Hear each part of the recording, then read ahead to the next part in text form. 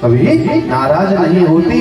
एक दिन भगवान श्री कृष्ण ने ऐसे ही अपने कक्ष में बैठे हुए थे और गंभीर रूप में बैठ गए,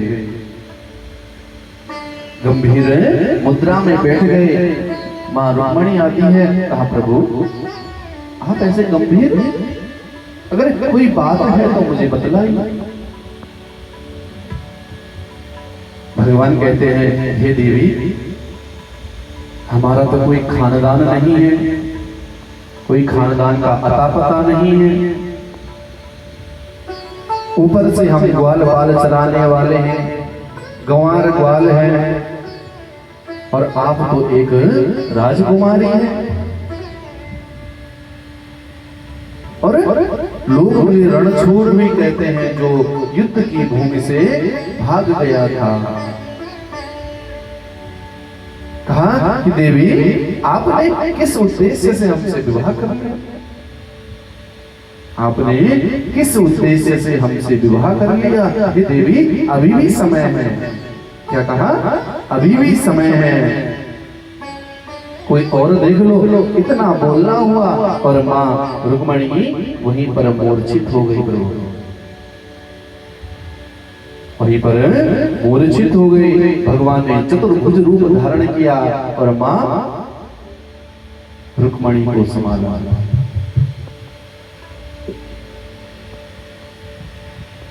भगवान कहते हैं कि एक गृहस्थ को यह अवश्य होना चाहिए कि एक पति पत्नी में हास परिहास भी अवश्य होना चाहिए।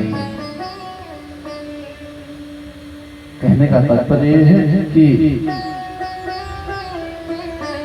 हमेशा सीरियस ही नहीं होना या रोज झगड़ा ही नहीं करना, कभी कभी हास परिहास जरूरी है।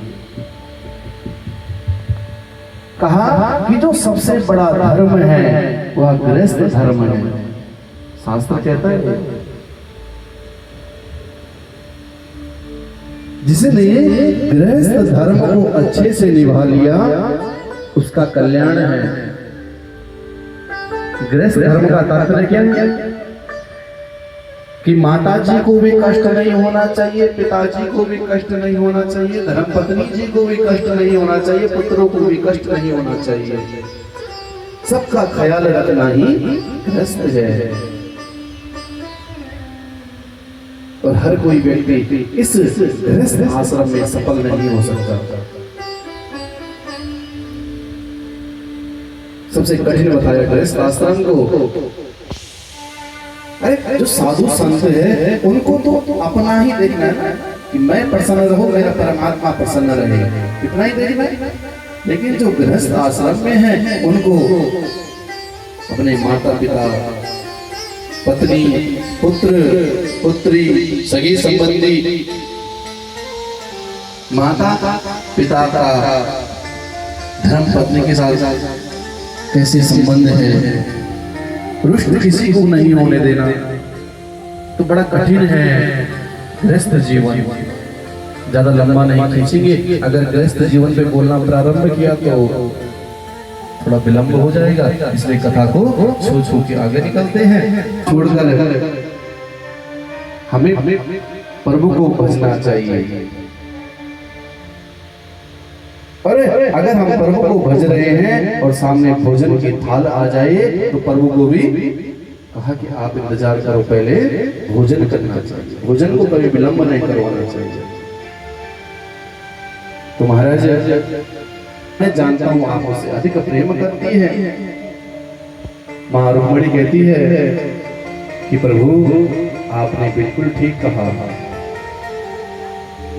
कहा हे प्रभु आपने बिल्कुल ठीक कहा, आप में कोई गुण नहीं है। क्या कहा, आप में कोई गुण नहीं है क्योंकि आप निर्गुण हो। जो आपने कहा कि मेरा कोई खानदान नहीं है, मेरा कोई कुल नहीं है, तो प्रभु आप तो परम पिता परमेश्वर हो, आप तो परम पिता परमेश्वर हो, फिर आपका कौन सा कुल खानदान होगा?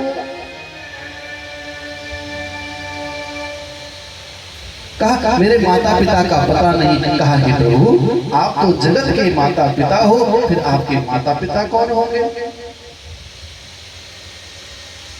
और कहा आपने कहा कि मैं रणछूर हूं। तो हे प्रभु आप जिस व्यक्ति के, जिस जीव के हृदय में बस जाते हैं, आप वहीं द्वारिका बना देते हैं।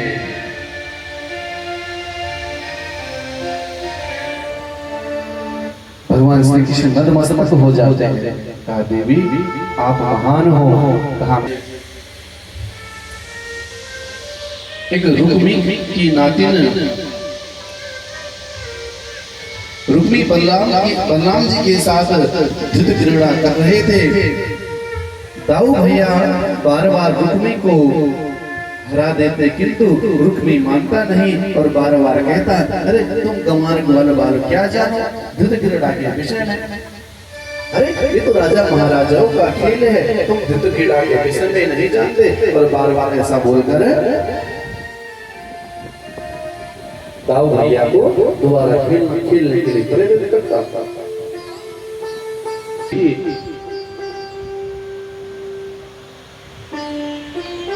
अरे दाऊ जी आप बार बार रुक्मी को हरा रही है, रुक्मी झूठ बोल रहा है। दाऊ भैया क्रोधित हुए